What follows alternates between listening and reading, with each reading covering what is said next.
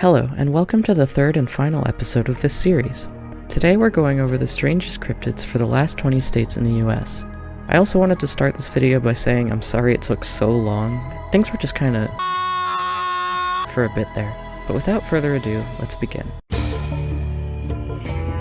New Mexico's got quite the selection to choose from, including Thunderbirds, the Chupacabra, and most famously the Roswell UFO incident. My personal favorite from this area, though, is the Skinwalker. Skinwalkers are one of the only supernatural creatures that genuinely scare me, so just know I'll be legitimately uncomfortable reading this entire section. Traditionally, Skinwalkers are known to be Navajo witches. They're essentially the opposite of spiritual healers and are seen as corrupt by the Navajo people. Skinwalkers are able to shapeshift or possess the dead bodies of animals and people, usually with one major detail that is uncannily incorrect. Unfortunately, actual legends and information about them from real Navajo sources are limited because it's considered taboo to discuss them at all, especially with outsiders. Most Skinwalker stories either clash with traditional descriptions or are based on the modern American depiction of them as shape-shifting deer people, which, while scary, have no historical context and are much less interesting in my opinion. Hey, I'm walking here! We don't talk like that, we don't say. Appalachia is increasingly well known for having strange and unsettling folklore, and the scariest one, in my opinion, are the wild men. They're not specific to New York. In fact, they've been reported in most of rural Appalachia since the 1800s. For years, hikers in remote parts of the state have recalled hearing footsteps, heavy breathing, and other unsettling noises behind them on trails. A pretty famous story that is speculated to involve the wild men is that of Eloise Lindsay, and this is pretty recent too, happening in just 1989. While hiking, Lindsay became paranoid that she was being followed and hid in the wilderness for 2 entire weeks. She reported all the previously mentioned hallmarks of encounters with the wild men, the scariest being the heavy breathing behind her. Eventually, Eloise failed to finish the hike when she said she would, prompting search parties to be sent out for her. It took 2 weeks for her to be found, but when she was, Eloise recounts being stalked the entire time by some sort of animal, or more likely a person based on the sounds she describes, and the endurance-based hunting. Areas of North Carolina and Georgia are, or used to be, home to some of the strangest beings I've ever read about. A Cherokee legend, the Moon-Eyed People were a mysterious race of small, bearded people that were known to build stone structures. One such structure attributed to the mysterious race is that of the Fort Mountain Wall, located at the northern end of Georgia where it borders North Carolina. The origins of the wall are heavily disputed. There are those who believe it may not have been built by human hands, rather the hands of the Moon-Eyed People. Some have attempted to rationalize these stories by proposing that the Moon-Eyed People were actually the Welsh prince and explorer Madoc and his company, though Madoc himself is certainly more folklore than fact. It is pretty funny though to imagine the Cherokee being so amused at the thought of Welsh people that they thought they were a mystical race of dwarves. It's convenient when a state's most famous cryptid is also its weirdest. The Mini-Washidu was a creature spotted in the Missouri River with sightings between the late 1800s and 1920s. The best account of the Mini-Washidu is a recounting from an 1800s sighting, as told by Melvin Gilmore, the curator of the North Dakota State Historical Society at the time. The sighting details a huge monster emerging from the Missouri, a monster with one eye, hair like a buffalo, and an array of spines along its back. The description of this beast lines up with local Native American legends of a similar animal that causes any who see it to lose their mind and die shortly thereafter. The same thing that allegedly happened to the man in the account shared by Melvin Gilmore. I don't want to have anything to do with you or that frog. Okay. Ohio is yet another state I've been excited to get to because it's the location of one of my favorite cryptids, the Loveland Frogmen. Spotted relatively recently, for this series, the frogmen were first seen in 1955. The original sighting took place very early in the morning when a man driving noticed what looked like 3 humanoid figures on the side of the road and stopped to offer them a ride. Upon getting closer though, he realized that they were under 4 feet tall, had green skin, and webbed hands. Strangest of all though, they had the faces of frogs. This particular sighting recounts one of the frogmen drawing some sort of wand and waving it threateningly, which made it begin producing sparks and is what finally caused the man to flee. This is one of my favorite cryptids because I love the idea of there being a race of magical wizard frogs in one of the otherwise most boring states in the US. Oklahoma might be a landlocked, borderline desert, but that somehow hasn't stopped legends of large aquatic life from taking root in its folktales. The modern iteration of the monsters from those tales is known as the Oklahoma octopus, a species of large octopus said to inhabit multiple lakes across the state. They're also known to snatch swimmers from the surface of the lakes and drag them to their underwater lairs to feed. What is that, a woodpecker? I'm gonna be completely honest. Oregon has the least interesting cryptids out of any state so far, which is really unfortunate, so I'll have to leave you with the words of the most famous monster associated with Oregon. Remember, reality is an illusion, the universe is a hologram. Buy gold, buy! Come get some grains, friend. Pennsylvania is home to an all-time classic cryptid, one of the funniest and strangest in this series. There's no complex story or unsettling legend when it comes to the squonk. Just comedy and a little bit of tragedy. The squonk is a creature first reported in the 1910s, and is described as a pig-like creature with loose, wart-covered skin that cries endlessly because of how ugly it is. It does seemingly have some supernatural abilities, in that when it is tracked down, it has been reported to dissolve itself in a pool of tears and reappear somewhere else. It's most commonly spotted right after sunset and early nighttime, so those of you in the Pennsylvania area, keep your eyes and ears out. It seems today. I was surprised to find out that the smallest state in the US actually has a fairly interesting unexplained animal in the form of the Block Island monster. In the mid-90s, a fishing boat near Block Island was pulling a net from the water, as was routine, but something unexpected came with it. When the net surfaced, it was entangled with the skeletal remains of a large snake-like creature, at least 14 feet in length. At the time, it was deemed to be the carcass of a basking shark, but sharks don't have skeletons in the same way that snakes or other animals do, so that seems unlikely to me. Unfortunately, while the skeleton was on display for the public, it was stolen and has never been found since, so a conclusive analysis seems unlikely. Behold the Underminer!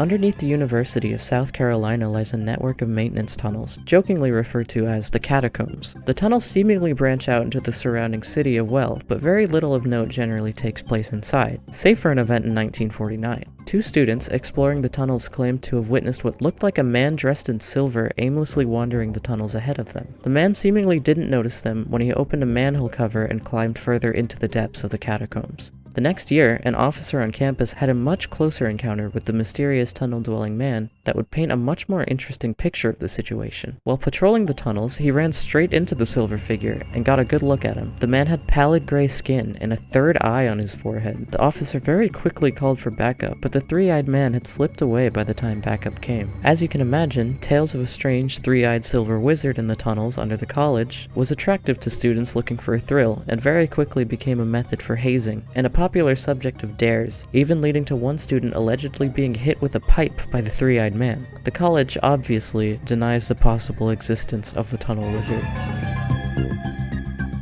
South Dakota is a large state comprised mostly of plains and badlands, making it very easy for creatures to stay hidden from human eyes. What we'll be discussing, though, is interesting in that it is most often seen in a place definitely touched by humans. Some that travel a certain remote stretch of Route 66 occasionally tell tales of an odd ghostly light that drifts strangely in the distance. These stories were so prevalent that a museum dedicated to the quote-unquote spook light or ghost light was built, including a small, notoriously out-of-focus telescope built into the wall, promising tourists their chance to see the ghost light. A skeptical Robert Gannon brought his own telescope to the location in 1965 in an attempt to prove or disprove the existence of the phenomenon. Upon setting it up and getting the light clearly in focus, it was determined to be the headlights of cars driving in the distance. Man, I hate Tennessee because, first of all, it's Tennessee. It's been a bit since I've gotten to discuss a creature that genuinely unsettles me, so this entry for Tennessee is almost a nice change of pace. This cryptid is quite similar to the Crawler creepypasta, which, by the way, terrified me as a kid. You know the story. Isolated cabin, screams in the night, noticing weird things in the morning, all the classic hallmarks of Crawler stories. This story, however, has an extra scary twist. A man living with his family in their farmhouse in the 1920s began hearing screeching and rustling outside of his home at night, and went to investigate after a few nights of the disruptions. He followed the screaming into the woods until he was turned around and lost, though eventually he found himself right back at home and realized the screams were now coming from his family, who had been violently attacked and killed while he wandered the woods. This creature, known as the White Screamer, is now a local folk legend, and definitely an effective motivator to stay out of the woods at night.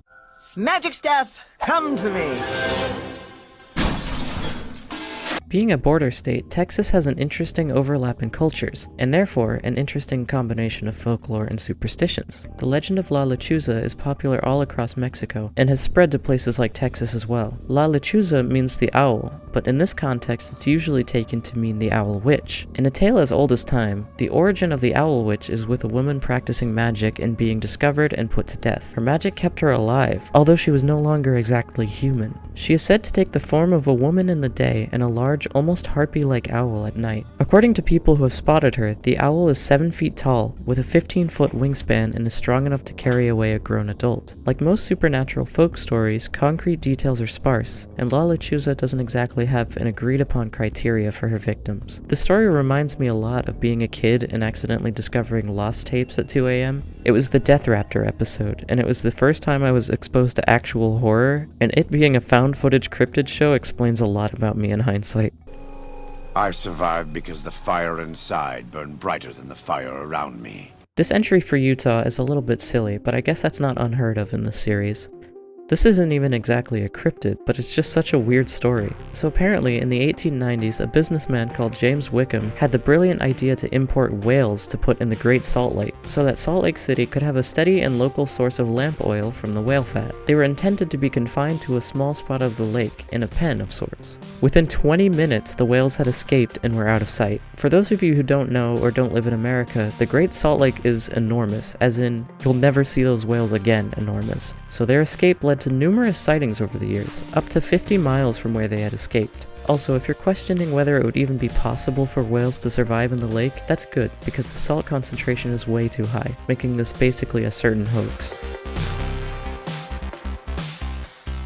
Vermont was the last state I expected a genuinely cool cryptid from, but that just makes it more special. This creature, known as the Awful, was first seen in the early 1900s near a sawmill in Richford. On the rooftop of a nearby building was perched an animal that resembled a manticore or chimera of Greek mythology. For a time, the Awful was known to fly over the town on 20-foot wings, causing farmers to worry for their livestock and making everyone else just as paranoid. Most unsettling of all, the Awful would land unnoticed on people's rooftops and just watch them. Sightings continued all throughout the 1920s, but eventually stopped. But this cryptid was a big deal for a while. Apparently even H.P. Lovecraft paid a visit to the town hoping to see it.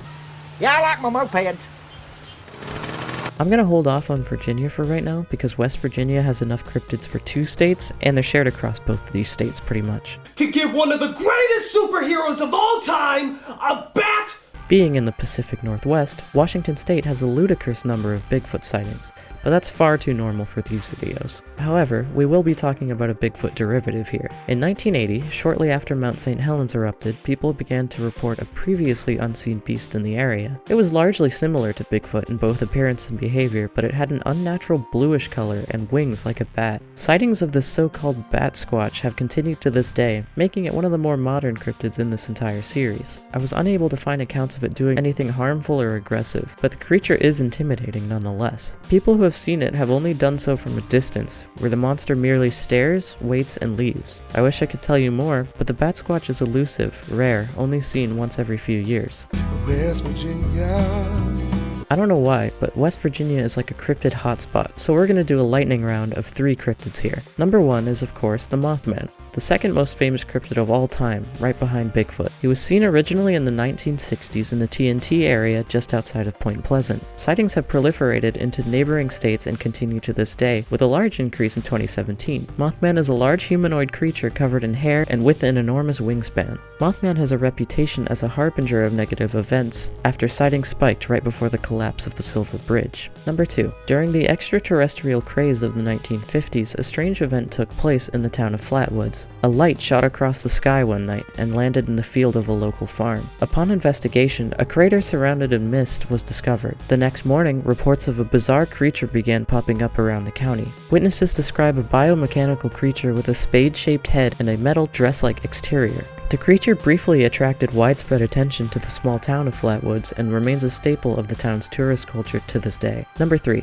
Returning to Point Pleasant's TNT area, there are rumors of another supernatural being that shares the location with the Mothman. The sheep squatch, first seen in the 1990s, was a large bipedal creature with wool like a sheep and a head similar to a goat or ram. It's been spotted many times in the years since and is so imposing that it's often mistaken for a white bear. I'm not really sure why West Virginia specifically is such a magnet for weirdness like this, but it's so prolific that it almost feels like the real-world equivalent of Gravity Falls or something, right down to the tourist trap cryptid locations. Cheese for everyone! Unfortunately, there are no cheese-related cryptids in Wisconsin, but there are some people who have supposedly encountered trolls and gnomes in the Devil's Punch Bowl formation. The trolls hide in caves around the formation and are said to bring misfortune to those who make jokes about them. Besides this, they mostly keep to themselves and can be placated by offerings of Skittles and other candies. The gnomes are significantly rarer and have been sighted much less. The few sightings there are, though, describe them as very archetypal, as in little men with white beards and pointy red hats. These gnomes are also said to live in the caves and small tunnel systems within the Punch Bowl.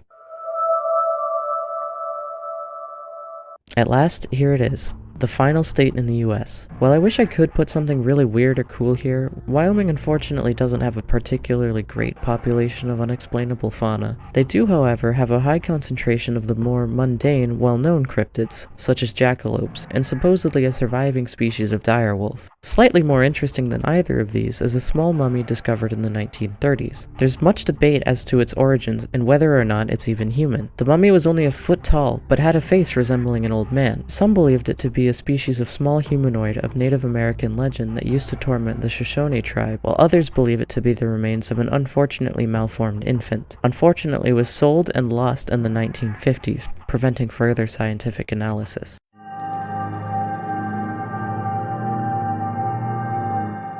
It feels weird to finally be at the end of this series, even if it did take a lot longer than intended. I'm incredibly grateful to anybody who stopped by and watched a video. It's been a privilege to get to share my interest in cryptids, and I hope you all enjoyed this series.